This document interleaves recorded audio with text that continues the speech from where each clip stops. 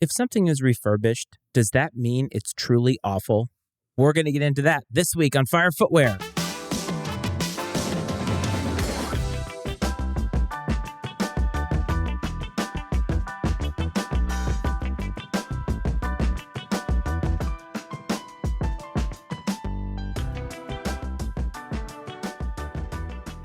What's up, everyone? Welcome back to another episode of Fire Footwear. As always, this is your host, Matt Frates. I'm so glad that you are here, and I hope that this finds you well. Last week, we talked about the idea of reimagined because Nike and Jordan Brand, more specifically, is going to dive a lot deeper into the concept of reimagined. They've already done the Jordan 1 Lost and Found. We've already seen the Jordan 3 reimagined. We know that the Jordan 4 and the Jordan 1 Royal Toe are going to be right around the corner. And so last time, we talked about shoes that I thought would be really fun if Nike and Jordan Brand gave it the reimagined treatment in a true reimagined fashion. And the impetus of that episode was because I was thinking about taking reimagined to another level.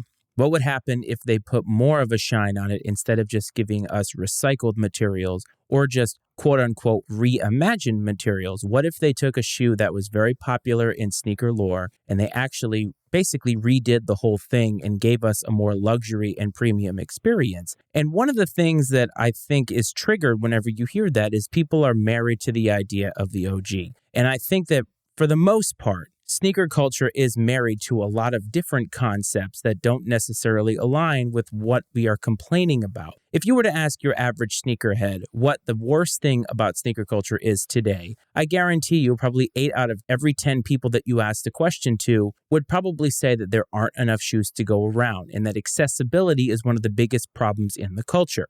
Nike is, of course, trying to combat that in as many ways as possible. They're trying to have more stock available.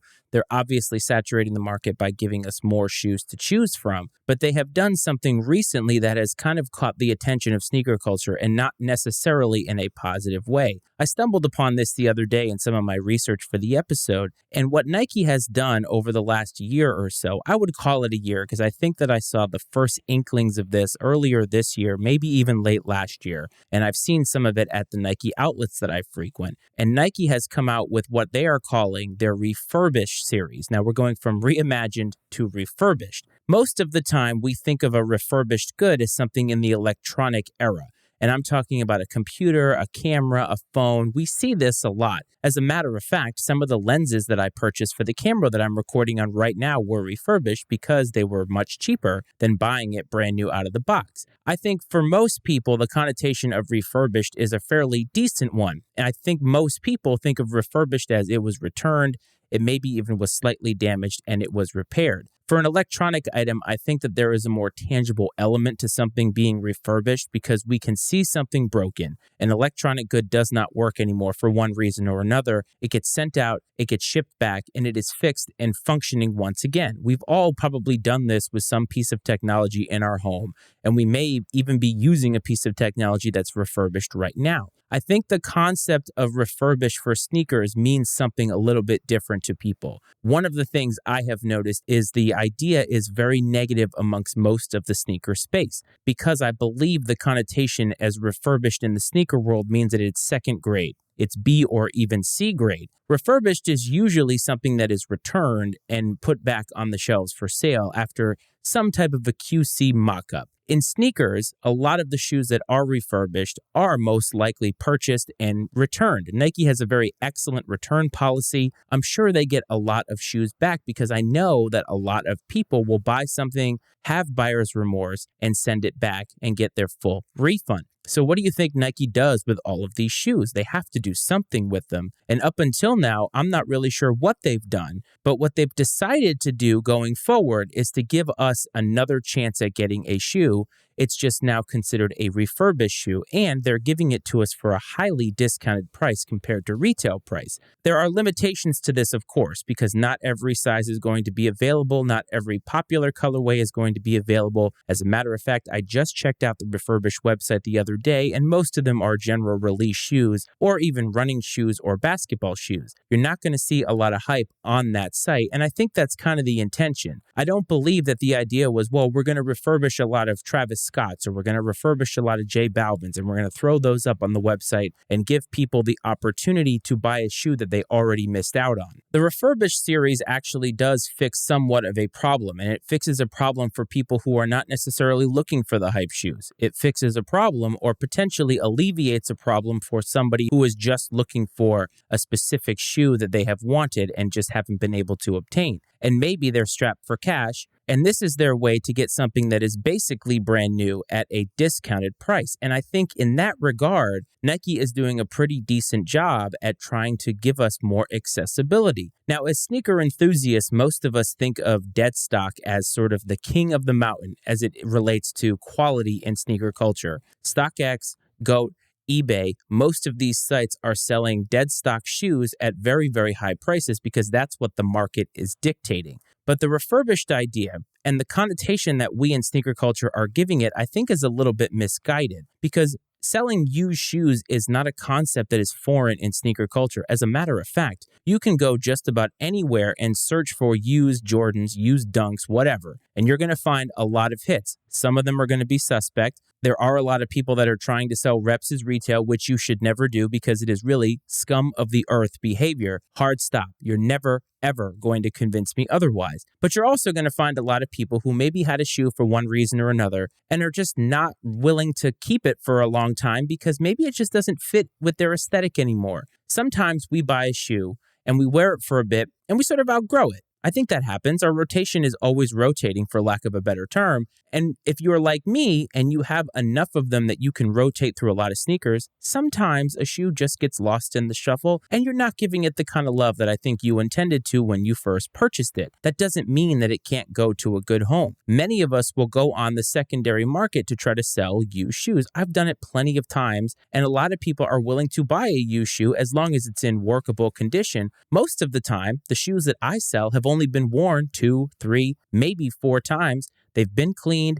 They're in perfect condition. They come with all of the aesthetics, all of the accoutrement, if you will. And why would somebody not want to buy that? For the refurbished shoes, I think Nike is trying to do something like this, but have a little bit more control over it. Instead of buying a used shoe that maybe is higher priced or marked up because you're trying to sell a used shoe of something that is super, super hype, they are trying to sell us something that is discounted. So in that regard, I think they're actually doing a good thing. And I think we as sneaker culture or we as sneaker enthusiasts should be happy about this because very rarely do these sneaker companies actually give us something to celebrate. And I understand where you're coming from. You see something as refurbished and you're thinking to yourself, Nike is trying to sell us the defects. But sometimes the defects looks just as good as any shoe that you buy on release day. As a matter of fact, some of us on release day are buying shoes and the quality that we're getting is really subpar. I can give you an example. When I hit on the shock drop of the Jordan 11 Cool Grays, I was very excited. My first ever pair of Jordan 11s.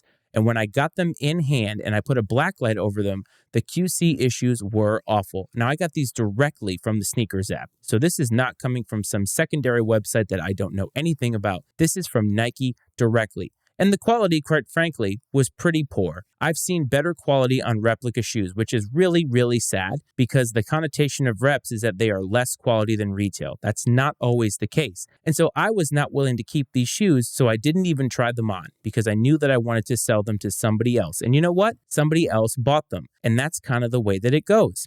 I have not actually been able to purchase a refurbished shoe yet. I've seen a couple of them at Nike outlets, and from everything that I can gather by just doing a cursory glance at it, it doesn't seem inferior to any of the other shoes that they have at the Nike outlet. As a matter of fact, the Nike outlets have a lot of heat in them lately, and if you compare what the Refurbished series is trying to do compared to what you see at the Nike outlets of shoes that are 100% retail, there's not really much of a difference outside of the presentation, and that I think is what's throwing a lot of people off. They're seeing Nike as trying to pull the wool over our eyes and giving us something that is secondary to what they are trying to sell us or already selling us on release day. And I think that this is a little bit misguided. I think that it's misunderstood. And I think that we need to be a little bit more open-minded to this because we can't in one hand complain about the fact that there are not enough shoes to go around, that Nike's giving us crap silhouettes, they're giving us crap colorways, and then on the other side say that the Refurbished series, which is something that Nike is trying to do to appease a section of sneaker culture, and say that that's bad because it's giving us C-grade stuff. It has to be one or the other. You can't have it both ways. We should be just happy with what we have, happy with what's in our closet right now, and happy with what we are able to get.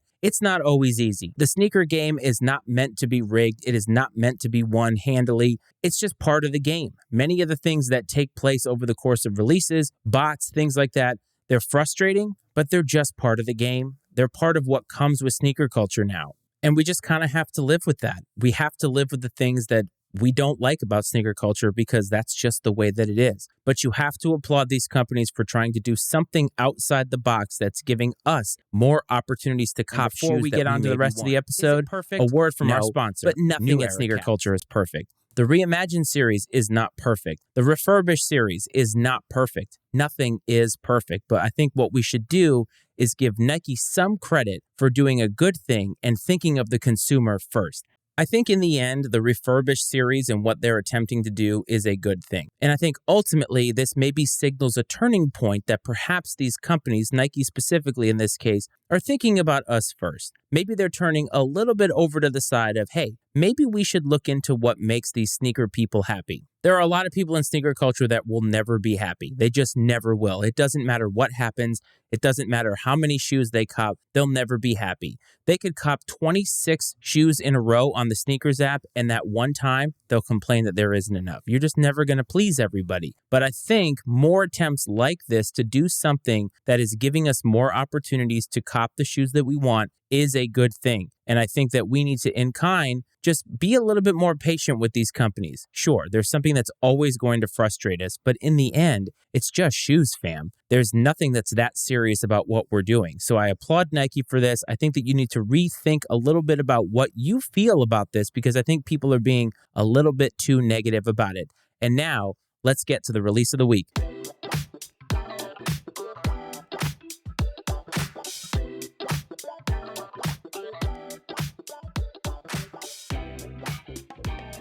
Release of the week, where I like to present you a shoe that has caught my eye. It's not always hype, rarely is it. It's just something that I think that you should know about because there are a lot of releases every single week. It's hard to keep up with them. So this week we are going to Concepts. Concepts is very, very well known for their Blue Lobster, Orange Lobster, all the lobster series that they've come out with in the Nike Dunk world. But this time, for the second week in a row, we are going to highlight a New Balance shoe, and that is the C-Note 998 from New Balance. Interestingly enough, Concepts came out with this a handful of years ago. I believe it was 2013. And now they are reissuing this on October 5th. It will probably have released by the time this video comes out. It's a beautiful shoe. The 998 is actually a really good New Balance silhouette. The neutral tones on it, it's very muted. It's very classy. It's clean. It's awesome. And you should definitely check it out. I think a lot of people are buying New Balances now because of Taylor Swift, and that's a whole nother episode. But New Balances in general, I've been over this many times. They have comfort, they have style, they have durability, and I think they check a lot of boxes for people that are looking for utility and comfort. So definitely check out a pair of those. It doesn't have to be this one, but it should be another pair of New Balance 998. So what do you think about Nike Refurbished? Is it something that you see as a negative, or have you been a beneficiary of this program? Get in touch with the show. @FireFootwear on Instagram is the handle. You can search the show, Fire Footwear, a sneaker podcast, on Facebook. We are on YouTube as of right now, and if you are listening in the podcasting space and you want to watch on YouTube, Fire Footwear, a sneaker channel, make sure to hit like and subscribe. And again, if you're listening in the audio space, no matter what app that you are using, especially Apple and Spotify, do not forget to hit follow and rate on whatever app is applicable. It's always good. It keeps the channel growing, and I'm very, very happy for that. If you want to find us on TikTok, @FireFootwearPod is the handle there. Do not forget to support the Matty Ice Media Network for all the other podcasts that we have, including this one, Iceman and Coach, Political Football. I hope this finds you well. I hope this finds you safe. I'm thankful that you are here, and I will talk to you next time, fam. This is Fire Footwear.